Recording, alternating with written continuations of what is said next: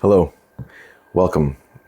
I want to do this introductory video to give you a chance to maybe get to know me a little bit better, hear my story about how I came to be a psychologist, and maybe more interestingly, why I think emotions are so important. So I suppose I could start with my younger life. I think childhood for everyone can be somewhat difficult and turbulent to manage. And it's interesting because I think during those first formative years, that's where we learn the basic principles about what it means to be in this world. You navigate early relationships, and everything seems so big because we seem so small. If you figure that by the time you're 5 years old, 1 year's a fifth of your life is 20%. 1 year at 40 is so small. And so I think all of the things that we learn early on, our first experiences, our first moments, they tend to impact us and hit us pretty hard. And so for me, I know early on, I had a lot of stuff happen that really impacted not just the way that I see the world, but also what I can and can't trust or expect from other people, whether that's the role they play, whether it's the role they have, or it's just the person that they are. And I've also had a huge feedback on who I am. And it took a long time and a lot of hard lessons to learn that role that I have for myself, the roles that I see for other people, and even my conception of how the world may function is not static. With a lot of effort, with a lot of work, a lot of compassion, those rigid rules that we learned early on that are so important are a little bit more flexible, and they can actually evolve if we let them. And it's useful for that. So I'll get into it. When I was very young, I had, parents that were also very young, 18 and 20, and it wasn't easy for them to have a kid and be responsible to raise another human being. They struggled with their own demons, their own issues themselves. And I remember very early on witnessing a lot of fighting, witnessing a lot of yelling, a lot of emotional things going on. And anger, disappointment were things that were sometimes transmitted unwillingly. At the same time, my parents were great. They loved me and my brother and my sister very much. But at the same time, there's also that other side that has a huge impact on you, maybe bigger than most of us want to acknowledge or even pay attention to because it's difficult, it's uncomfortable. And so one of my earliest memories is being asked at a very young age whether or not my parents should split up by my mother in the middle of a fight. That's a lot for a little kid to face. Not long after that, the house that we lived in caught on fire, and we lost everything we owned. And I don't recall having a lot of replacement stuff. I do know that growing up, we had moved around a lot before that house. I want to say by the time I was 4 years old, I think we lived in 6 different places. It's a lot of moving and shuffling and changes for young children to go through. And it's not anything that anybody does on purpose, but it doesn't mean that doesn't have an impact. And so it's important to know that, at least from my perspective, I can tell you there's a lot of instability and maybe some lack of safety in my early childhood. And so up until 5, you have multiple houses and then turbulent relationship. And then you also have a house that just burned down with all of our belongings. We also have moving to a new city, which, where I grew up, I don't even know if you call it a city. It's a town in northeastern Pennsylvania. And being new in that region at 5, 6, it seemed like in kindergarten, everybody already had their friends, everybody knew what they were, and trying to enter into that is hard for a kid, for a new kid. You're the weirdo, the outsider, the one nobody knows. And it's not easy. It's not easy to face that. And sometimes end up making mistakes, or you get into a role that you didn't want to be. You're seen a certain way. And I can tell you that from the very beginning, 6 years old on up until about 16 years old, I faced a lot of bullying. I faced a lot of being harassed and picked on and ridiculed, picked on for the way I looked, the way I dressed, things I liked. I just was an outsider. And that's a hard thing to admit, to know that you don't fit in where you're in your home. You don't fit in at your hometown. You don't fit in at school. And it was rough. And we still haven't gotten to why I became a psychologist, so I'll jump in a little bit more on some of the things that occurred. When I was 12, I had an older cousin who was 18, and I really looked up to him. He got me interested in a whole bunch of different things: playing the drums, writing poetry, drawing, having like a good imagination, martial arts even. And like, I really admired him. And on Christmas of 1991, he hung himself because he's just depressed and deeply unhappy.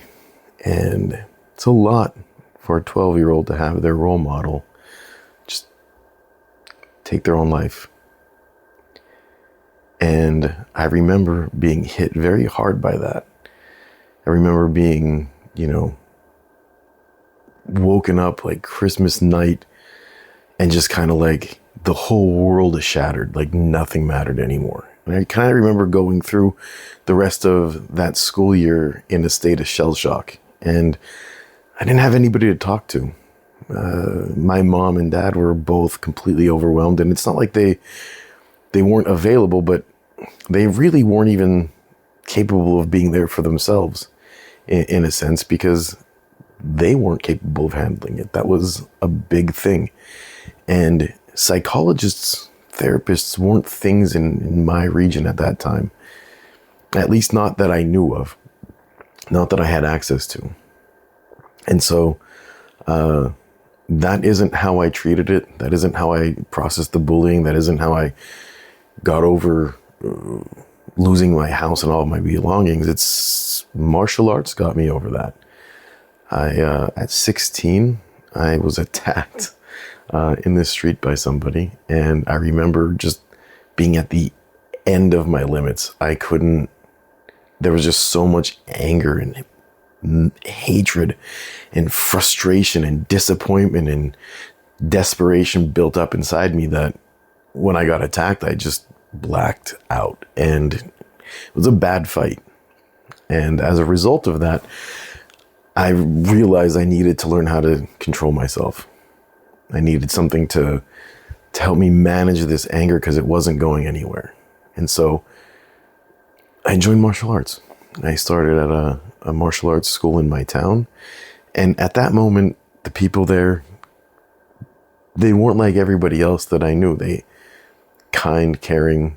I learned there that being a black belt wasn't about being tough or beating somebody up. Being a black belt was being a good person, being honorable, being perseverant, humble. It meant taking care of the people that you love. It meant taking care of yourself. And I think that's something that saved me. It saved me from going down in the wrong direction, going down a bad path. And that became my passion and focus in life.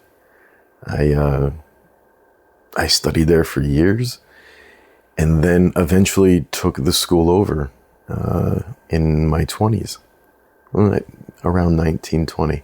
And it was weird, to make that reference back to my parents being too young to be parents. And I look back at me and I'm thinking to myself, I did kind of the same thing. I was too young to be the owner of a business, or at least too inexperienced. And I can see that now, but regardless, these things happened. Additionally, I can tell you that during my time as a karate school instructor, my main focus was being able to provide the same kind of thing to my community that this provided to me. And so that's why this was such a big deal to me, jumping in and taking over the reins and teaching people how to access the parts of them that they wanted to be accessed, teaching people how to believe in themselves and build their self-esteem and their self-confidence. And my time there was I loved it. I mean, we did a lot of things giving back to the community. We focused a lot on discipline and self-development. I mean, I carried on that same teaching, that same idea that it wasn't about being the toughest. It was about being the best version of yourself. And I will come back to that a little bit later, because that also has evolved, for me at least. But it was something that helped me get to a certain point in my life. While I was at the karate school, while I was a teacher, I additionally lost 2 more relatives to suicide. Very, very close cousins that were like brothers to me. And that hit very hard. And again, still had no one to talk to, no one to go and guide. And so lodged myself in martial arts again, which is not necessarily a bad thing, because it's something to help you get through what you're trying to do. Oftentimes in therapy, when I talk to patients or clients, we do look for finding resources and things that we can do to help get through difficult times. But nonetheless, it is nice to have somebody else to talk to. What ended up happening, and how I'm not teaching karate anymore, 3 events that posed some major issues. The first 2 events, I dislocated both my kneecaps on 2 separate occasions. I'm apparently knock-kneed, which means that my legs go inward. And from all the years of stress and strain that I put on those joints, they eventually,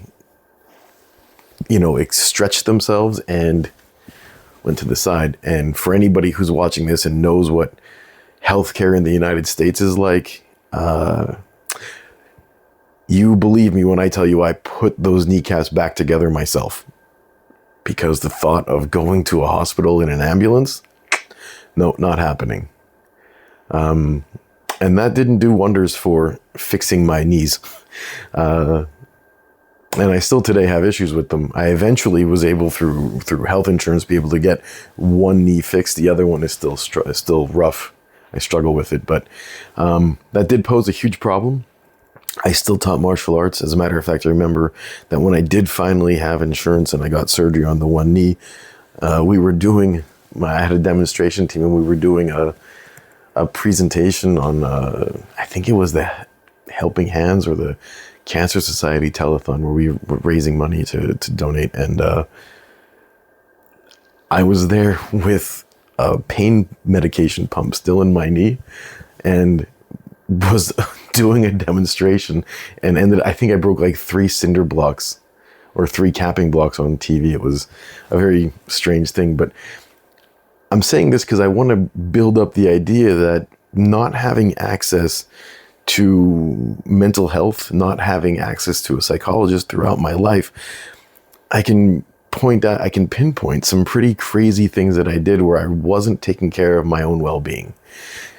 And you wouldn't see it from the outside, maybe you would, but I know I definitely didn't see it from the inside, because there was no metric by which to go. There was no standard or model that I could follow. It was just nose to the grind, and you go and try as hard as you can.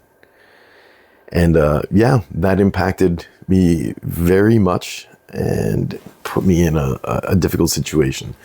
And so physically, my body was failing me. And then tack on maybe 2 years after that, we have our housing crisis of 2008, the banking crisis of 2008. And when you live in a small town, leisure is the first to go. And if I had a different job, this was my hobby that I taught secondarily, I probably still might be doing this in some way, but that was my main job. And so, unfortunately, I have to admit, I didn't have anything to fall back on, and boom, just taken away. School was closed, and that was the end of my life as a martial arts instructor. I was 28, and it was probably one of the biggest, saddest, depressing moments of my life, because I loved it. I loved it like you would love a person. And to me, it was like losing again someone else. In a sense, you could say I lost me. And so I didn't know what to do. So I tried working in some factories. I tried getting jobs in different places. None of it was fulfilling. I didn't have a college degree yet. And there's a thing in Pennsylvania called a career link, which is a really useful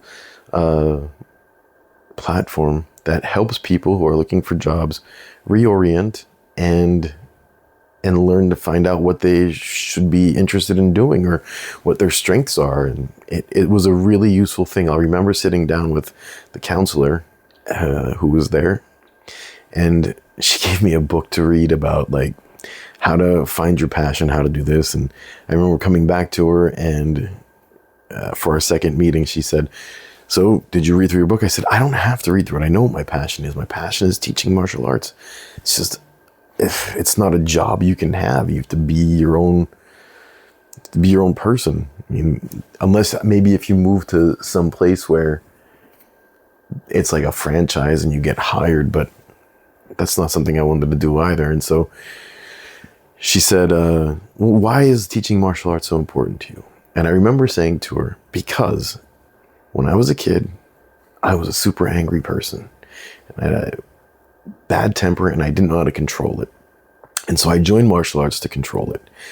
And in joining martial arts, I learned that when you teach people how to activate and access and build their own strengths, then you help them realize their full potential. She looked me right in the eyes and she said, "You're a therapist." And I said, "What?" She said, "You are a therapist. That's therapy." And I had never thought about it like that. And so that is how I got into studying psychology. I went back to college.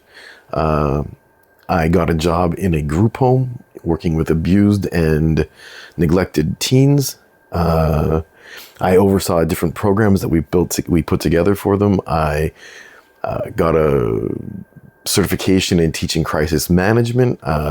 And to me, the psychology part of that was the most interesting. It was the part about connecting to what people are feeling and seeing the other person as struggling, not being defiant. Seeing another person as going through an emotional difficulty, not being a bad menace or whatever. And when you see some people acting out, when you see some people behaving in certain ways, when I come back to thinking about the people who bullied me as a kid, this access to psychology helped me see that they weren't bad people. And I was able to look back at my childhood and see it a different way and forgive and let go. I was able to look back at the people that bullied me as being struggling, not finding their own place, not feeling fulfilled in their lives, not feeling safe, not feeling valued. And yeah, what do you do when that's how you feel? When you don't have love, care, and compassion at home, when you don't have safety at home, when you don't have, you don't feel valued at home, sometimes you lash out. Sometimes you find somebody else to be the victim. And so that opened my eyes to a whole different way of seeing the world, and a whole different way of seeing the way I think about the world, the way I think about others, and the way I think about myself. And so that started my path down becoming a psychologist. Since then, I went back to school. I graduated. I ended up moving to Europe to study. Crazy story. I applied to Seton Hall University. Loved that school. Met the psychology department. Met the vice dean at the time. Anyway, great rapport, great interactions, and I was accepted. But it happened in a weird way. So I email, I mail my application in. I spoke French for too many years. I'm thinking of inscription, which is not the same thing. I'll come back. So I mailed my application using UPS because I wanted to get in there fast. And I forget how much time passed, maybe a month and a half.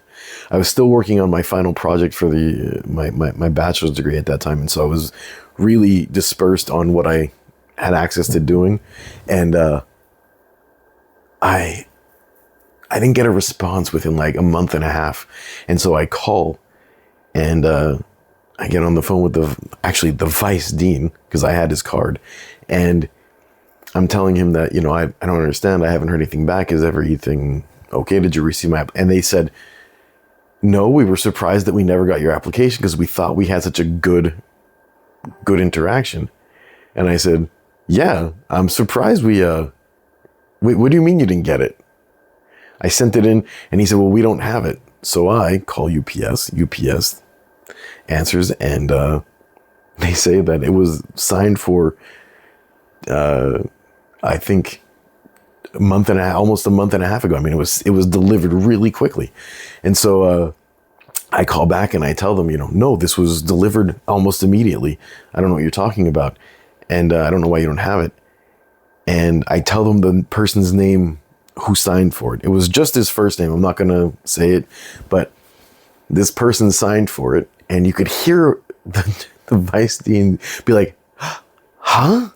I didn't know this person could, hold on, I'll be right back. And so he goes and talks to, I guess, whoever it was, and ends up finding it. The person who signed for it put my application in the wrong spot. And so, yeah, I ended up being accepted to Seton Hall, but I missed the deadline for the paid assistantship. And no funding, no scholarships, nothing. I wasn't going to take loans out because I think at the time it was like $40,000 a year to study there. Maybe I'm exaggerating it a bit. Maybe it was 20,000. I don't remember, but it was super expensive. There was no way I was affording that. And so because of that, I moved to Europe. I currently live in Brussels, Belgium, and I studied here. I studied here because it was far less expensive. And instead of putting myself into debt, I just learned a foreign language. And so I studied in French.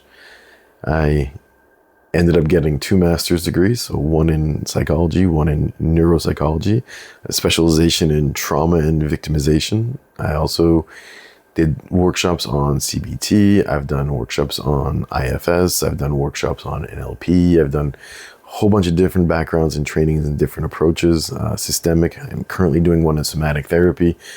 And all of these things have built into my understanding of how humans work, how people work, what it's like to experience life. So from my own personal history and through my education, it's all surmounted into me becoming a clinical psychologist. And then I ended up doing a PhD, and we focused on multiple sclerosis and sleep and fatigue and how that impacts cognition. And one of the things that I absolutely wanted to add into this was, what are the impacts and effects of depression and anxiety with being diagnosed with this disease, and what it's like to live with it? Because a lot of the symptoms in multiple sclerosis are invisible. And so this was one of the things that we focused on. And what we ended up actually finding out is that early on in the disease, anxiety and depression actually contribute the most, at least in the group that we studied, to accounting for changes in sleep, accounting for fatigue, and accounting for changes in cognition, even more so than the lesions that are caused by this and the cerebral atrophy. And so, yeah, everything plays a significant role, but anxiety and depression were some of the biggest contributors and markers of changes that people experience. And so, yeah, I think the fact that a lot of the symptoms are invisible, and that comes back to psychology. I really think that our internal world, the ones that no one else can see, our internal life, that is a big driver for how we experience the world. And so this is what got me to where I'm at now. And why I'm so interested in emotions. When I look back at my life and I think about all the things I've experienced and how beneficial it would have been to have access to better understanding my emotions, to have access to someone to help me go through it and have some more clarity, and have some more, I don't know, contact with what I'm feeling instead of feeling submerged and overwhelmed by it. I feel like I could have better lived my emotions instead of feeling like they were in control and I was hanging on for dear life. And so to kind of tie this together, my anger wasn't necessarily anger. My anger was helplessness, feeling powerless. My anger was feeling like a victim. My anger was feeling unsafe. And because I didn't have access to know how to express that in a healthy way, because those feelings feel so passive to me, those feelings feel like they're overwhelming and completely uncomfortable, it seemed easier to be an actor. It seemed easier to grab onto externalizing those emotions and being fueled by anger. As I know now, emotions are complex, and it's not like just anger was present.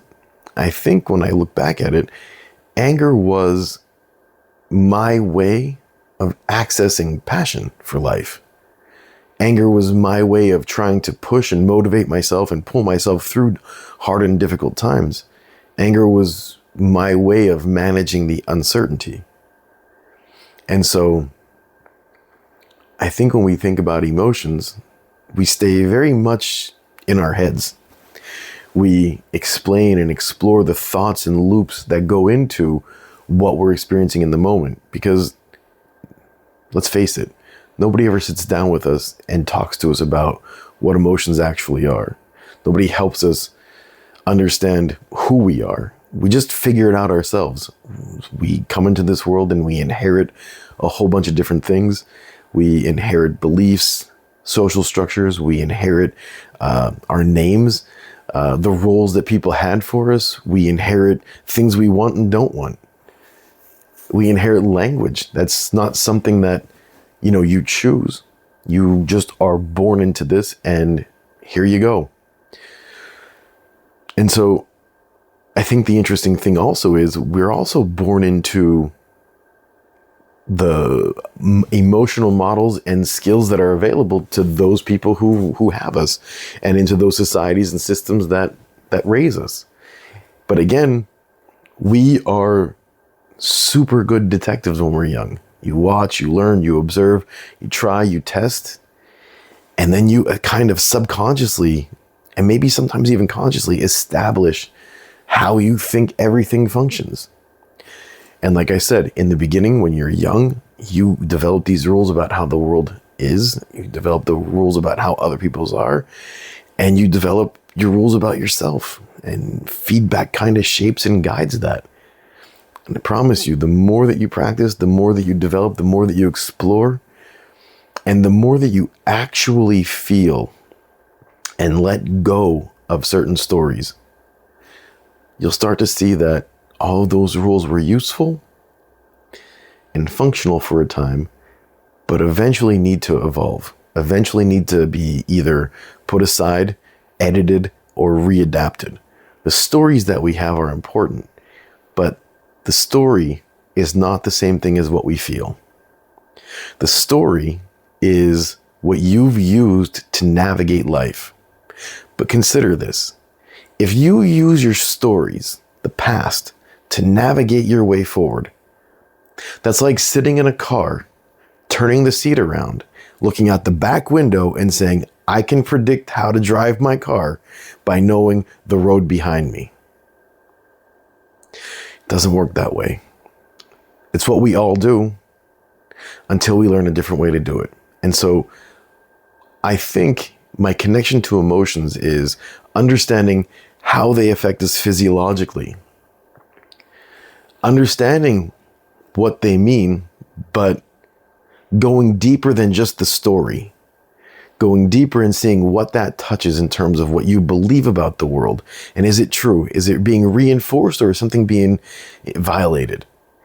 What about your beliefs and your values? Are your values being impacted? And often we don't ever think about what our values are, how we define them, where they come from. And in this platform, that's some of the aims of what we do. We have access. I've put together a whole set of toolkits, exercises, practices for us to learn how to do this and how to navigate this moving forward. For anybody who's interested in joining the school community and participating in getting to know themselves a little bit better, please join, please participate, build this with me. Because what we're going to do together is going to help people and help ourselves understand emotions in a more intimate and personal way. And there's nothing more useful than retaking the control of your life. Instead of being run around by your emotions, instead of being impacted and saying things that maybe you wish you didn't say, or you wish you hadn't said, or learning how to move from reacting to responding, or learning how to connect to the story, but learn also how to let it go and let it evolve. Learning how to feel the other emotions that are present, because that gives you more tools, more resources to live the life you were looking for.